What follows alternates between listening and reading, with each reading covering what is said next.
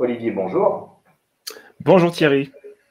Alors, on le voit, vous êtes à Hong Kong, vous êtes un Français de l'étranger et on a décidé de donner un petit peu la parole aux Français de l'étranger pour leur demander un petit peu comment se passent les choses actuellement et tout particulièrement à Hong Kong, parce qu'on en a bien entendu parler. D'abord, on le sait que Hong Kong, c'est relativement proche de la Chine, pour ne pas dire très très proche ou de plus en plus proche. Et puis en même temps, on sait qu'à Hong Kong, vous aviez très bien passé la première pandémie. Il y a plus d'un an, où ça avait été relativement bien géré, mais que là, a priori, ça a l'air de s'emballer. Comment les choses se passent un petit peu à Hong Kong aujourd'hui? D'ordinaire, je dirais qu'en fait, à Hong Kong, c'est vraiment un espace où il fait bon vivre et c'est une des raisons pour lesquelles je suis aujourd'hui là, à Hong Kong avec ma petite famille. Maintenant, là, on subit un petit revers de médaille parce que, comme vous l'avez souligné, on était assez fiers d'ailleurs d'avoir très bien géré la crise parce que, en fait, il y a une gestion qui a été très efficace, et quitte à se priver de certaines libertés sans toutefois confiner comme ça a été fait en France. Mais voilà, Omicron est un variant particulièrement contagieux et ce que nous avons appris de la crise sanitaire au tout début ne s'applique plus. Et aujourd'hui, j'ai bien peur que ce ne soit pas un endroit, en tout cas en ce moment, où il est très agréable de vivre. Donc là, on est vraiment sur une crise, on va dire, sans précédent.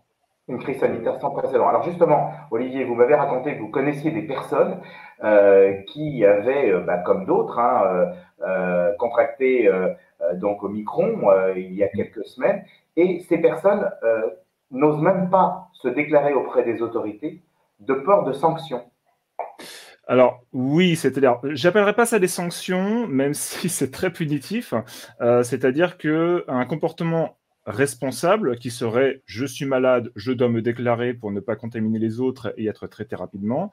Malheureusement, aujourd'hui, les restrictions en fait du gouvernement et les mesures qui sont prises font tellement peur. On a eu des cas notamment de familles qui ont été séparées, d'enfants séparés de leurs enfants parce que certains positifs et pas d'autres. Il y a Attendez, eu, quand vous dites certains positifs, c'est-à-dire que des enfants qui sont des mineurs, qui se retrouvaient positifs, pouvaient se retrouver, ne plus être avec leur famille. Ça veut dire quoi? Ça veut dire qu'on les prend et qu'on les emmène dans un lieu différent?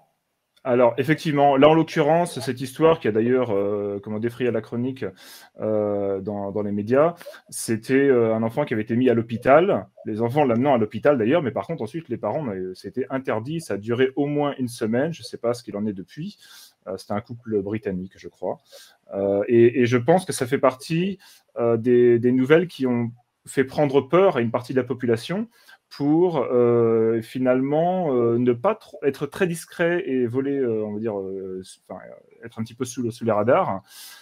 Mais de toute façon, voilà, on fait face effectivement à un virus qui est particulièrement contagieux, heureusement sans être extrêmement dangereux. Et il faut dire que le gouvernement est dépassé. De toute façon, une épidémie pareille, c'est très dur à gérer. On a bien vu tous les Oui, mais autres pays. La on l'a eu, France. nous. On Tout l'a à eu au fait. Portugal, on l'a eu en Europe, on a eu, bon, ça s'est relativement bien passé. Les hôpitaux n'ont pas du tout été saturés, comme évidemment ça avait pu être le cas les 2 années précédentes, où là, effectivement, on avait une véritable crise. Là, ça s'est nettement mieux passé. Mais là, vous êtes en train de me dire que ça ne se passe pas du tout comme ça devrait se passer, ou en tout cas comme ça a pu se passer Alors, chez nous. ça ne se passe pas comme ça devrait se passer. Alors, j'ai pas vécu la pandémie en France. Je ne suis pas depuis l'apparition du Covid-19, je n'ai pas mis les pieds en France parce que les frontières ont été fermées. Décision assez, on va dire, pénible, mais qui a fait aussi le succès de la gestion de la crise au tout début. Mais aujourd'hui, Omicron est un variant, comme je l'ai dit, particulièrement contagieux et de fait, c'est pas les on peut pas vivre dans la politique zéro Covid que nous avons appliquée au début et qui fonctionnait bien. Aujourd'hui, on s'entête, disons que le gouvernement local s'entête à essayer de faire cette politique zéro Covid et ça ne fonctionne pas. Ça ne fonctionne pas. Donc il faudrait que le gouvernement recule un peu et on dirait qu'il recule petit à petit en repoussant les campagnes de tests massives, etc. Donc voilà, Alors là, à ça veut voir. dire que si on a envie de venir sur Hong Kong, on ne peut pas venir vous voir. Alors, je n'ai pas regardé dans le détail parce que je vous avoue que j'ai un petit peu perdu espoir sur le fait de passer les frontières dans un sens ou dans un autre. Mais je pense qu'en ce moment, ce n'est pas une bonne idée de venir en tout cas en famille.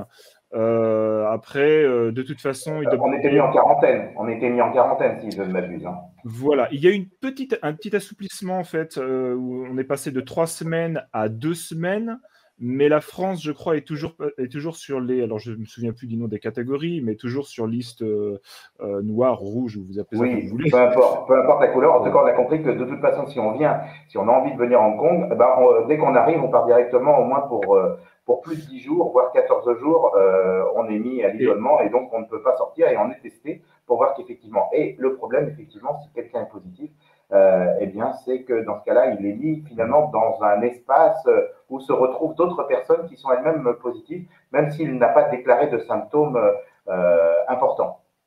voilà, donc pour l'instant, je Dans tes familles pense sont que, séparées. alors, c'est pas systématique, parce que le gouvernement a compris quand même Mais que ça a été le cas. ça a été le cas, effectivement, à plusieurs reprises. Maintenant, on commence à assigner les gens en quarantaine à la maison.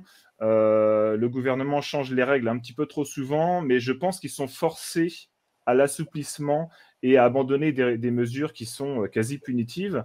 Donc, à mon avis, ça va s'améliorer. Il ne faut pas oublier qu'il y a un agenda politique parce qu'il y a l'anniversaire le 25e anniversaire de la rétrocession de Hong Kong à la Chine, voilà, les Chinois veulent le célébrer dignement. Et c'est vrai que ça met de la pression, on va dire, au gouvernement local. Alors justement, comme vous parlez du 25e anniversaire, une de mes questions, c'était aussi sur l'aspect économique, et en tout cas, le fait d'avoir de plus en plus une influence pesante ou forte, en tout cas de la Chine sur Hong Kong. Comment ça se passe actuellement? Parce que normalement, il y avait un plan qui était défini. Hong Kong devait retourner dans le giron de la Chine, mais pas avant 2047 ou 2050, si je ne m'abuse. Et là, Exact. j'ai l'impression qu'on va beaucoup plus vite dans la reprise de ce petit îlot qu'est Hong Kong pour qu'il fasse partie de la Chine.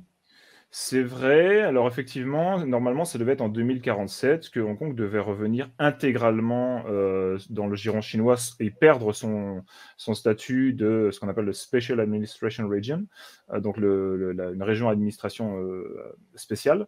Et en fait, effectivement, les mesures de reprise de contrôle ont été anticipées. À tort ou à raison. De toute manière, en 2047, ils avaient tout fait d'un coup, ça aurait été pire. Donc, bon, c'est un fait, c'est comme ça. Du coup, ce qui va se C'est passer, marqué un peu le fait qu'il y avait beaucoup de personnes aussi à un moment donné, avant le Covid, dans la rue. Il y avait beaucoup de manifestants qui s'exprimaient pour essayer de garder un peu d'espace de liberté. Aujourd'hui, qu'en est-il? oui, alors ça, c'est terminé. Il y a une loi qui a été votée pour contrer ce genre de sédition. Il faut appeler un chat. Voilà. Après, selon le parti pris, on va employer des termes différents. Mais effectivement, c'était des manifestations historiques. Hong Kong n'a pas l'habitude de grève, de manifestations. Ça n'existe pas ici. C'est une ville qui est très ordonnée. Et du coup, cette agitation, en fait, s'est arrêtée, bon, pour des raisons sanitaires. Voilà. Mais aussi, ça a été un bon prétexte. Ça rappelle un petit peu, là en France, on a parfois des choses qui se passent un peu de la même manière. La politique ou l'actualité a tendance à être détournée un petit peu parfois. Bon, en tout cas, Olivier, merci beaucoup pour nous avoir donné un petit peu un éclairage sur la vie actuelle à Hong Kong. Sinon, la vie autrement, au niveau commerce ou autre, tout se passe bien. Est-ce que vous ressentez, qu'est-ce que les gens disent un petit peu par rapport un petit peu à l'invasion de l'Ukraine? Parce que de temps en temps, on a un petit peu tendance un petit peu à parler de la Chine. C'est vrai que on a Taïwan qui commence un peu à être un peu frileux parce qu'ils ont peur évidemment que la Chine bouge. Est-ce qu'il y a une ambiance un petit peu particulière justement depuis l'annexion de l'Ukraine par la Russie? Non, là, je vous dis. Alors, bon, déjà, c'est un sujet que je maîtrise pas très bien. Je regarde, comment dire, les médias dits mainstream et aussi un peu les médias alternatifs. J'essaye de me faire une idée. C'est assez loin. Ici, alors, ça, justement, c'est un problème. J'ai envie de dire, est-ce qu'on en parle vraiment? Mais je n'ai quasiment pas de vie sociale actuellement. Donc, comment savoir ce que les gens pensent, à moins d'aller sur les réseaux sociaux? Mais je pense qu'on a d'autres préoccupations aujourd'hui à Hong Kong. Et en fait, on n'a même pas envie de parler de ça parce que notre problème aujourd'hui, c'est de faire revenir les enfants à l'école plutôt que d'avoir des classes à distance sur écran, par exemple. D'accord. Ok. Voilà. Ou alors d'aller voir nos amis dans un bar, mais Oui, parce qu'on comment n'a dire, pas le ou aller au droit, on n'avait pas le restaurant. droit de vous rencontrer, en fait. Je crois qu'actuellement, dans la rue, ne peuvent circuler que deux personnes de la même famille, c'est ça? Alors, 2 personnes, c'est, 2 personnes ou alors il faut être de la même famille. Par exemple, j'ai 2 enfants, on peut se balader à 4. Par contre, dans le D'accord. restaurant, voilà, il y aura des restrictions et à partir des 18 h, ce sera uniquement à emporter. Les tables sont toutes, enfin, toutes les salles sont scindées en tables de 2, voire de 4, si on peut montrer un passe vaccinal. Donc effectivement, c'est pénible, mais à titre personnel et comme beaucoup de parents, ce qui est très pénible, c'est que quand vous avez des enfants et que vous travaillez à la maison et que vos enfants sont sur l'ordinateur d'à côté pour l'école à distance, je vous avoue que c'est vraiment ça qui est Oui, le parce que plus toutes les pénible. écoles sont fermées, hein. Les écoles, d'une manière Il y a- présentielle, on va dire, dans le cadre où les enfants pouvaient se rencontrer, là, c'est fermé depuis combien de temps? Alors là, je sais pas, parce qu'en fait, il y a eu ça dépendait des écoles. Les écoles internationales étaient assujetties à un régime un petit peu différent parce que le gouvernement essayait quand même de se dire, bon, pour les internationaux, on va essayer de faire les choses différemment. Donc, je ne sais pas quelles sont les écoles fermées, mais ça dépend. Certains, ça a été pendant 2 ans, peut-être pour les écoles publiques. Donc aujourd'hui, Être, les enfants ont pris l'habitude de travailler à distance, en fait, de regarder leurs écrans et de travailler principalement avec des applications qui leur permettent de pouvoir converser avec les autres, mais à distance. Voilà, et il y a eu des mouvements, il y a eu des moments d'ouverture, hein, ça fait pas 2 ans que c'est comme ça, mais les règles ont évolué un petit peu trop dans un sens ou dans un autre, et aujourd'hui, je ne le sais que pour ma fille, enfin celle qui va à l'école, et que là, ça fait 2 semaines que le petit service de garderie, elle a 3 ans, le petit service de garderie qui était maintenu pour que les enfants puissent se voir un peu et que les parents soient libérés un petit peu la journée pour travailler, même ce service-là a été fermé. Et ça, c'est récent, c'était il y a 15 jours. Donc, effectivement, je pense que c'est ça le plus délicat.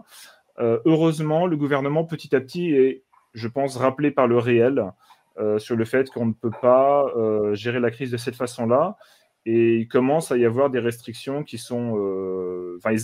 J'ai l'impression qu'ils pensent abandonner les restrictions les plus difficiles. Bon, eh ben, écoutez Et Olivier, ben, on espère que vous reviendrez nous parler pour nous donner un petit peu un horizon plus ensoleillé, en tout cas pour Hong Kong, nous parler un petit peu quand vous commencerez à retrouver un petit peu les espaces de liberté et la oui, réouverture. Oh, en tout cas, on était ravis de vous avoir. On rappelle qu'évidemment, le but, c'est de pouvoir justement présenter un petit peu des Français qui résident à l'étranger. Et donc, il nous semblait intéressant justement de pouvoir faire un focus sur Hong Kong, parce que c'est vrai qu'on en entend souvent parler. Donc, oui, merci beaucoup, en tout cas, Olivier. c'était un plaisir et puis ça permet de donner un ton un petit peu différent. Hong Kong, c'est vraiment une ville chouette où on vit bien. On vit un moment difficile actuellement et j'espère que ça va revenir à la normale très vite. Donc voilà, merci beaucoup. Merci, Olivier. À très bientôt. À bientôt. La French Radio. Portugal.